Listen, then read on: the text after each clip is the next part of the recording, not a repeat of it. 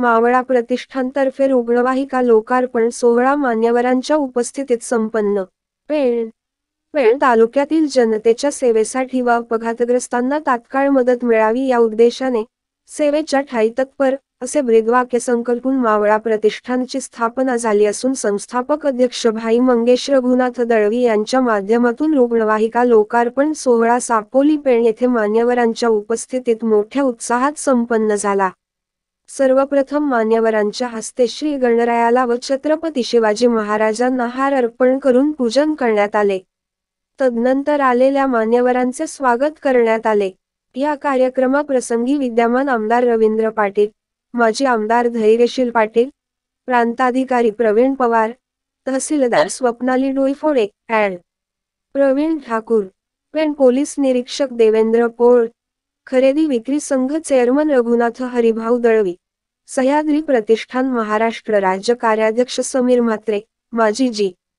प. अध्यक्ष निलिमा पाटील, माजी जी. प. सभापती महादेव दिवेकर, भाजप नेते प्रसाद भोईर, उद्योजक राजू पिचिका, सामाजिक कार्यकर्ते कल्पेश ठाकूर, माजी बाजार समिती सभापती भाऊ एरणकर आदींसह नागरिक मोठ्या संख्येने या कार्यक्रमाला उपस्थित होते.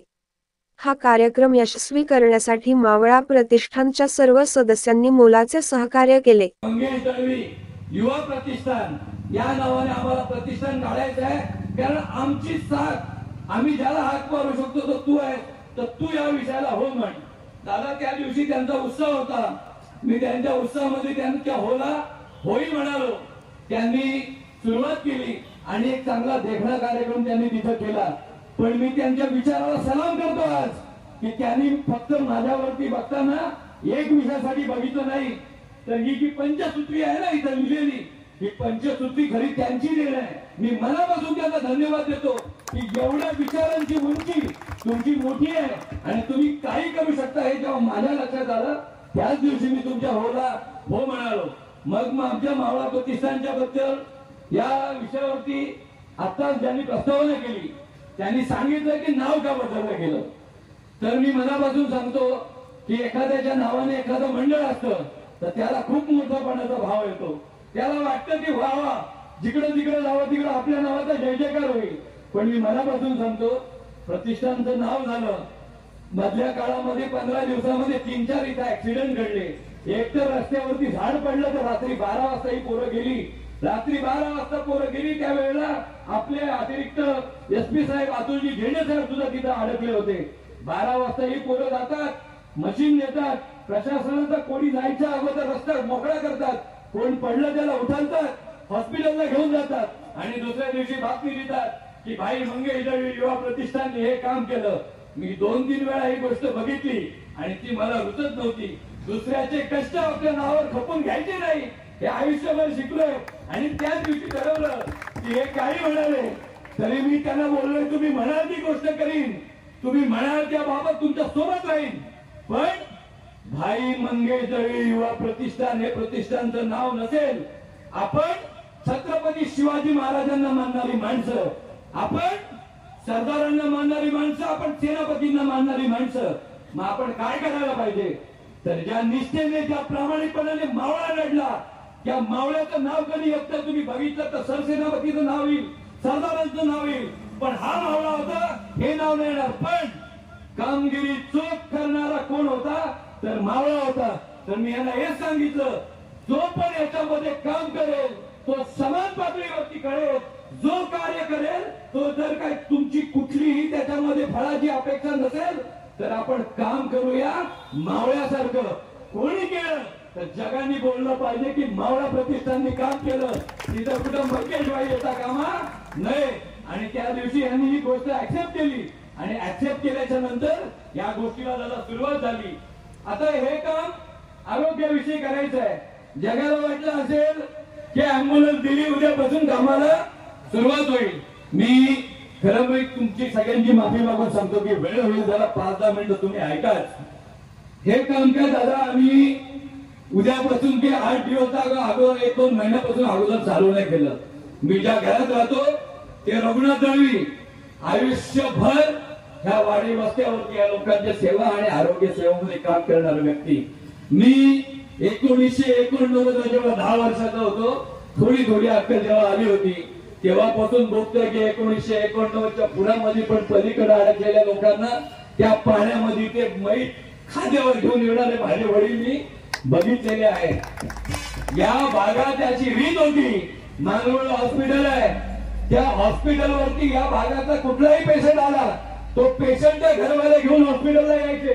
रात्री आल्यानंतर पेशंटला तिथे ठेवायचे, माझ्या घरी यायचे, दरवाजा वाजवायचे, वडिलांना घ्यायचे, वडिलांना घेऊन हॉस्पिटलला जायचे आणि मग पेशंट डॉक्टरला दाखवायची सवय होती. मी रात्र माझ्या वडिलांना लोकांसाठी धुंदलेलं लढलेलं बघितलं. ही सेवा जी देतोय ती उपकार म्हणून देत नाही, कुठलं तरी नाव झालं म्हणून तर अजिबात देत नाही. नाव करण्यासाठी 20, 25, 30 लाख रुपये खर्च करायची गरज नसते. 10,000चे बॅनर लावले तरी नाव होतं, हे मला माहिती आहे. पण 20-30 लाख रुपये जेव्हा खर्च करून आपण विचार करतो, तो यासाठी करतो की माझ्या वडिलांनी आयुष्यभर जी सेवा दिली, ती सेवा मला या भागात अजूनही द्यायची आहे. लाखोंच्या फौजा मुघलांकडे होत्या, पण मुठभर मावळे निवडले आणि स्वराज्य स्थापन केलं. त्या राजाचे वंशज आपण आहोत. मी यांना सांगितलंय, आजही प्रामाणिकपणे सांगतो, यातला एकही माणूस, यातला एकही मेंबर तुला फॉर्म घे आणि तू मेंबर हो असं सांगितलंच नाही. मी आजही सांगितलं, ज्याला वाटतं की रस्त्यावर पडलेला माणूस आपला कोणतरी देणेकरी आहे, रस्त्यावरती रक्ताचा साठवण्यात पडलेला आपला कोणतरी आहे, आपण काहीतरी करायला पाहिजे, अशी ज्याची इच्छा आहे त्यांनी त्या मावळा प्रतिष्ठानचं मेंबर व्हा. ढीग वाढला पाहिजे, प्रतिष्ठानला किती सदस्य झाले पाहिजेत याच्यासाठी होऊ नका. आणि मला अभिमान वाटला दादा की या भागात, या तालुक्यात आजही 200 माणसं अशी आहेत ज्यांना वाटलं की हे काम मी पण करू शकतो. त्यांनी स्वतःहून या प्रतिष्ठानचं सदस्यत्व स्वीकारलेलं आहे. ज्या दिवशी समोरच्याचं दुःख तुम्हाला तुमचं दुःख वाटेल, त्या दिवशी एक गोष्ट कन्फर्म होते की तुमच्यातला माणूस अजूनही जिवंत आहे. लागलं खलास झाला. खूप भयंकर परिस्थिती आहे आणि परिस्थिती आपल्यापर्यंत पोहोचतच नाही.